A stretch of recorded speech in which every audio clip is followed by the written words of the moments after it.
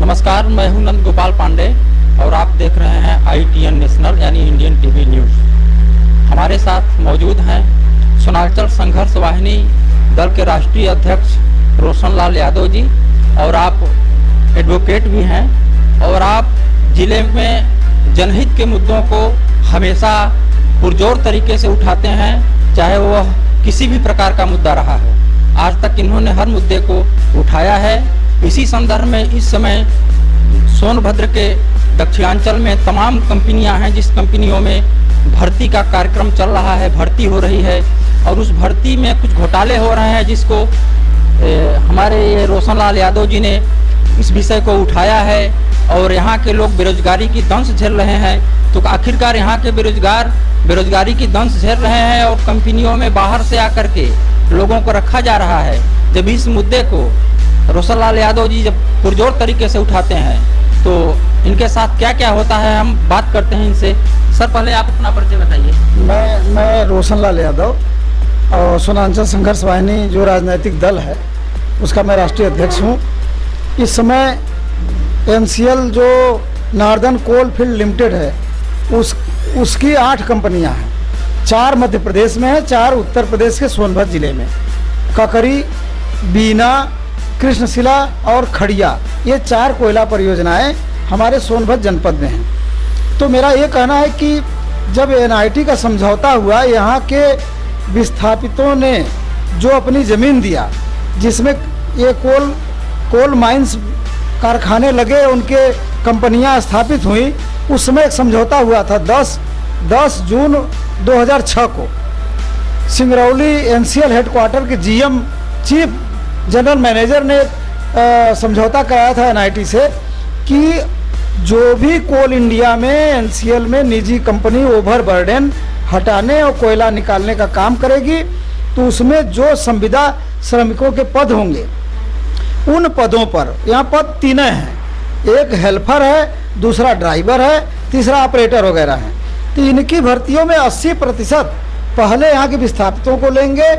अगर विस्थापितों की संख्या पूरी नहीं हो रही, भरे जा रहे हैं, तो उसके बाद ये लेंगे जो प्रदूषण झेल रहे हैं, और तीसरा लोकल। लेकिन 80% इन्हीं तीनों में से ही लेके पूरा करना है। आज ये 2017 से एक लंबा खेल चल रहा, करोड़ों 1000 करोड़ का घोटाला हो चुका है पहले 2017 से। आज भी संविदा की भर्ती को लेकर के खड़िया कोयला परियोजना में Kalinga corporation private limited company जो आई हुई है, उसमें 1000 पद आए हैं, जिसमें 800 लोगों को यहाँ के लोगों को लेना है। 20% जो लोग हैं वो कंपनी के रहेंगे, लेकिन 800 लोगों को लेने के लिए यहाँ के लोगों को चने चबाना पड़ रहा। कोई एक नौकरी नहीं दी जा रही है। सब संगठित माफिया और सफ़ेद पोशों के जेब में 2-2, 2.5 लाख रुपया ले करके ये नौकरियां बाहर के लोगों को दिलाई जा रही हैं।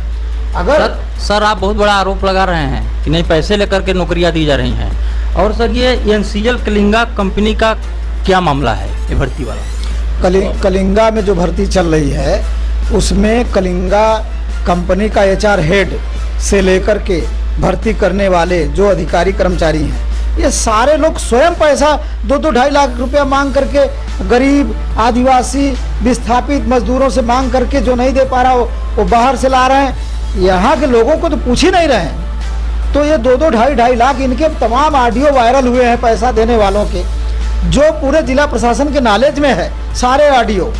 और जो संगठित लोग हैं उसमें थानेदार शक्तिनगर पूरी तरह इन्वॉल्व।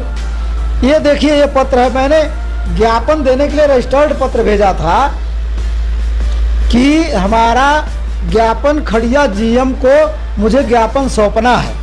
इसके लिए हमने पत्र भेजा था कि हम पदयात्रा करके वहाँ पर ज्ञापन सौंपेंगे। थानाध्यक्ष जो एक लोक सेवक होता है, उस थानाध्यक्ष ने अपने जो लोक सेवक होने का निर्वहन नहीं किया और हमारे रजिस्टर्ड स्पीड पोस्ट प्रार्थना पत्र को लेने से इनकार करते हुए हमें मूल रूप से वापस करा दिया गया। ये ऐसा तो लोकतंत्र में नहीं है। आप थानाध्यक्ष हैं और आप किसी का रजिस्टर्ड पत्र आप नहीं लेंगे, तो ये SHO भी खुले तौर पर उस निजी कंपनी कलिंगा प्रबंधन से मिला हुआ है और लोग 2-2 लाख 2.5 लाख रुपया लेकर के बाहरी लोगों की भर्तियां करा रहे हैं। इसमें मंत्री से लेकर विधायक से लेकर के दूसरे प्रांत के सांसदों से लेकर के मुख्यमंत्री महोदय के कार्यालय की पैरवी तक के पत्र इस निजी कंपनी में आ रहे हैं, सारे बाहरी लोगों को भरने के लिए। आप इसके लिए क्यों मजबूर हैं ये आंदोलन करने के लिए? मैं यहाँ का मूल निवासी हूँ और हम जिस संघर्ष को लेकर 32 साल से स्वरांचल संघर्ष वाहिनी यहाँ के मूल निवासियों के, आदिवासियों के, विस्थापितों के, प्रभावित लोगों को लेकर के जो संघर्ष कर रहा हूँ कि यहाँ के लोगों को हक अधिकार मिले। यहाँ लूट खसोट जिस तरह चरम सीमा पर चल रही है, 500 करोड़ का घोटाला, बेरोजगारों की भर्ती घोटाला कलिंगा ने कर दिया है और यहाँ के लोगों को दर दर की ठोकर खानी पड़ रही है। यहाँ के लोगों की उपेक्षा हो रही है। सरकार इस मामले में फेल है। सरकार से तो मैंने बहुत गुजारिश किया कि माननीय मुख्यमंत्री जी यहाँ के लोगों को ध्यान दिया जाए, यहाँ जो भर्ती की नियमावली है उसको 80% यहाँ के लोगों को पूरा किया जाए। जब सारा तंत्र ही इसी में लिप्त है, इसी षड्यंत्र में, इसी घोटाले में, तो हम किसके पास फरियाद करेंगे? ये हमारा अधिकार है यहाँ के लोगों को हक अधिकार दिलाने के लिए संघर्ष करना। इसलिए एनसीएल के बेरोजगारों को जो कंपनी आई है नौकरी देने, वो यहाँ के लोगों की जब तक भर्ती नहीं होगी, मैं आंदोलन किसी भी सूरत में आंदोलन खत्म होने वाला नहीं है। रोशनलाल जी, आप बेरोजगारों को रोजगार दिलाने के लिए आपका अगला कदम क्या होगा?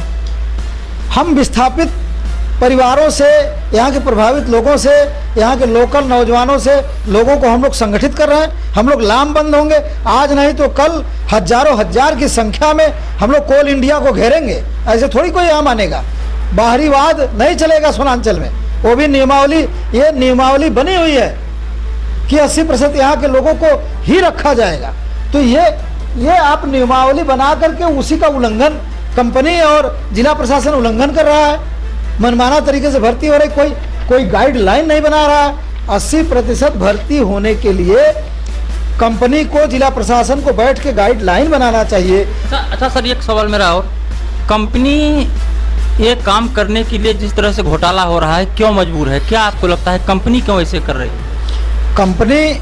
कंपनी जो 1000 की भर्ती आई है, 800 यहाँ के लोगों को लेना है, तो कंपनी में मैं बोला तो कि HR हेड हेमंत और प्रशांत कौन कौन है, विकास मिश्रा, कौन कौन नाम जिन लोगों को जानता हूं मैं, ये लोग मिल करके यहाँ के लोकल संगठित कुछ गिरोह है सफ़ेद पोस्ट लोगों का, जो बड़े बड़े जिनको प्रश्रय है, बड़े लोगों का प्रश्रय है, वो लोग मिल करके 2-2 लाख, 2.5 लाख, 3-3 लाख रुपया लेकर के 800 भर्तियाँ कराएंगे।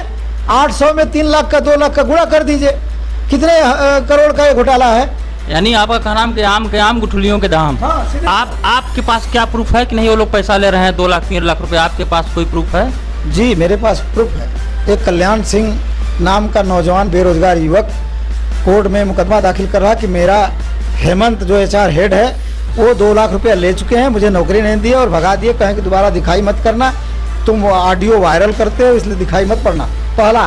दूसरा, कई बेरोजगारों के ऑडियो हैं मेरे पास सबूत के तौर पर। ये चिट्ठी सबूत है। कोई लोक सेवक इस तरह कोई चिट्ठी थोड़ी वापस करेगा, वो तो ये खुद जेल जाने का अपना इंतजाम करके बैठा हुआ आदमी। धन्यवाद सर।